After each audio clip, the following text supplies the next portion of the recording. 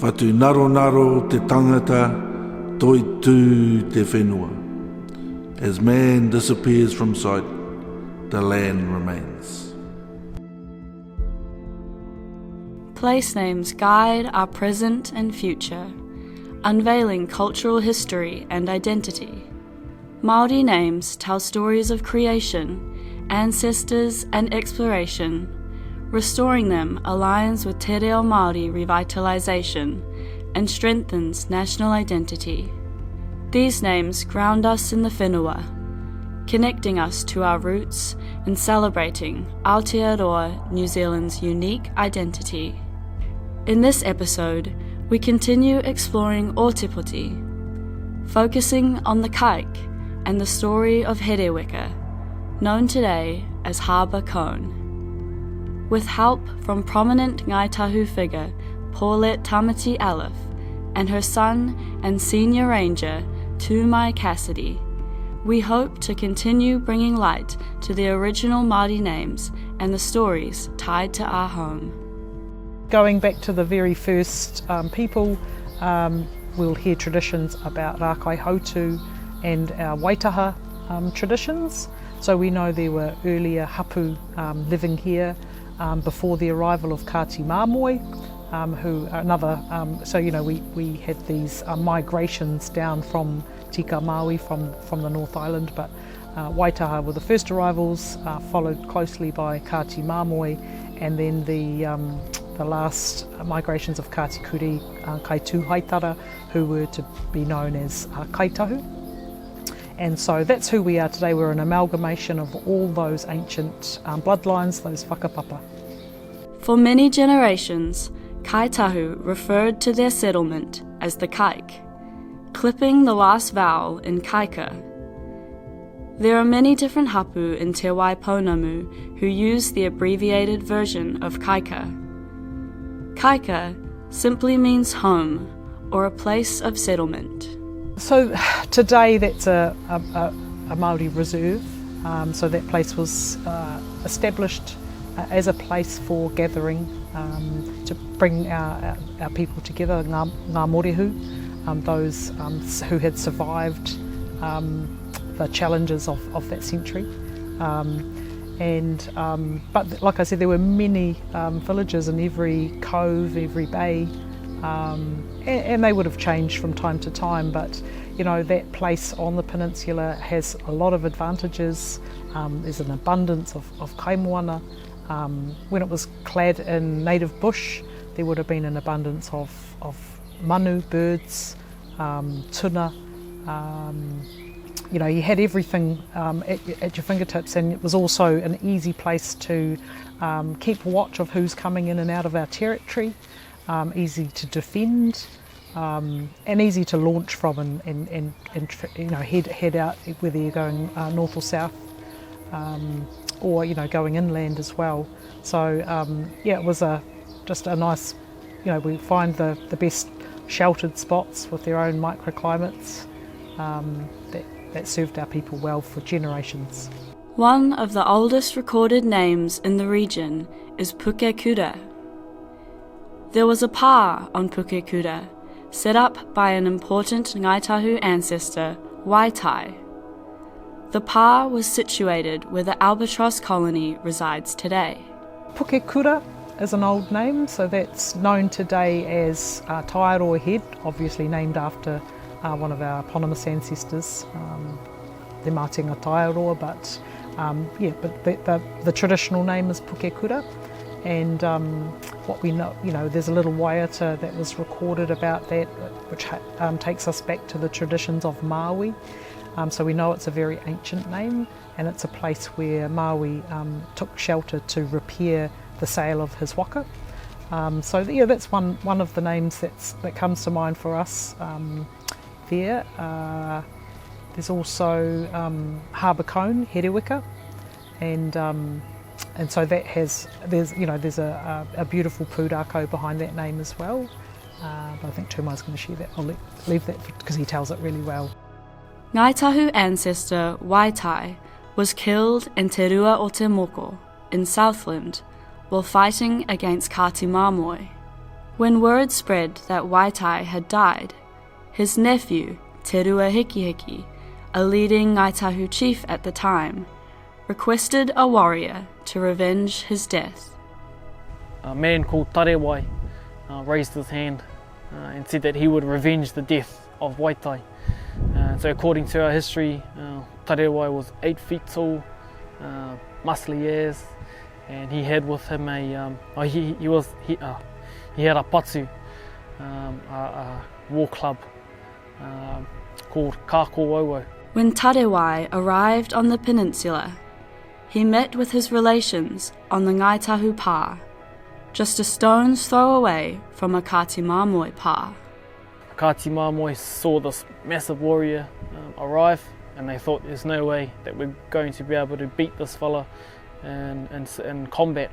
So they had to come up with a different way to try and defeat him and his warriors. And so they decided to stop fighting amongst each other, and that the two tribes should settle the peace. And one way of doing that in those times was the people would come together, they would build a whare, build a house. So the two tribes, Ngai Tahu and Ngāti Māmoe, decided to build a house out near where the pyramids are on the peninsula, so Okia. And so they're building a house, and anyway, on their smoko, they decide to see who is the strongest of the two tribes. And so they start to wrestle, the warriors start to wrestle one-on-one. And a Ngai Tahu would wrestle a Ngāti Māmoe and so on. And they would wrestle, and the Ngāti Māmoe would drag a Ngai Tahu warrior behind a flax bush where 4 of his mates were waiting. They would take them out. So all of Tarewai's warriors got taken out one by one, and Tarewai was left last man standing. And so they pinned him down onto the ground.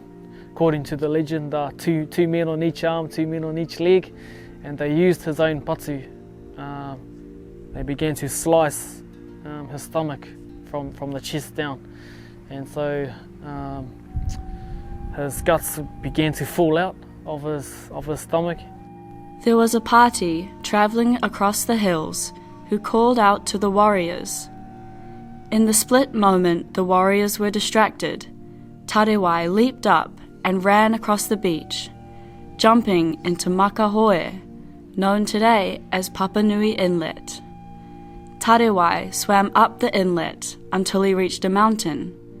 Climbing up the mountain, he found a cave. And when he was in the cave, he took from his belt a piece of harakeke, and he made a snare. And he called a bird known as the weka. He called it, and he was able to snare it.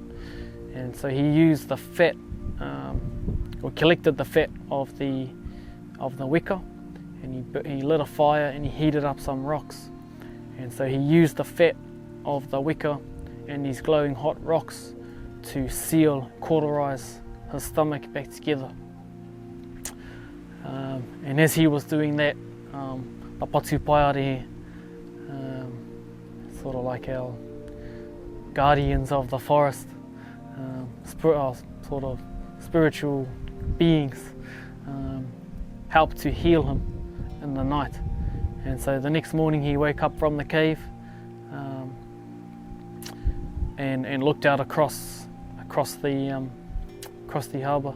And so that mountain from that day on was known as Hereweka, which means to snare weka, which is related to the story of Tarewai. Tarewai hoped to be reunited with his mere, the war club that was stolen from him. In the night, Tarewai goes to the Kati Māmoe village, taking out one of the guards and sitting with them around the fire. Everyone's eyes are blinded by the light of the fire, and they don't recognise who he is. And so he asks about the patu of the warrior Tarewai, and one of the men brings it out, goes around the circle, around the fire, gets into his hands, and then he leaps up and he says, "Nāia te toa o Tarewai, kei āia anō tāna patu." So here is the brave warrior Tarewai. I've reclaimed my patu. And so then he goes around the circle and takes them all out, and they chase him up to Pukekura, across Takiharuru, which is the beach below the heads, and he uses the aho, the rope that's connected to his patu, to lasso onto the branch of a tree, pulls himself up the cliff, and he lands, jumps, triple backflip, superhero landing into the pā. The Dunedin Peninsula has been home to Māori from Waitaha, Ngai Tahu and Kati Māmoe iwi for centuries.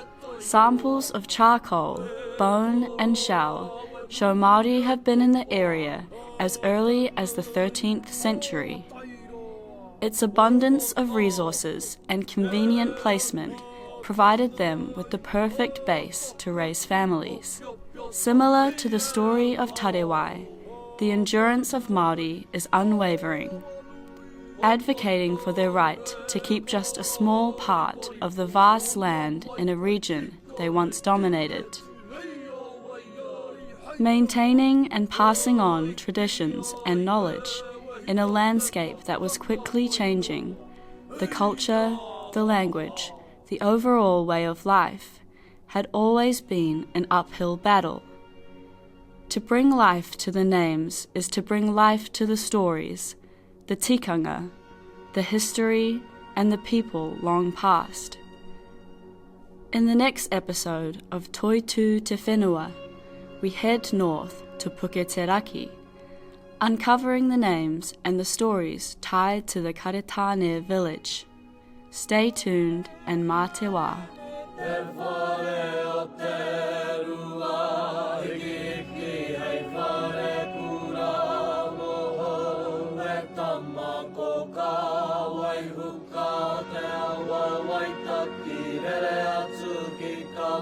Kairo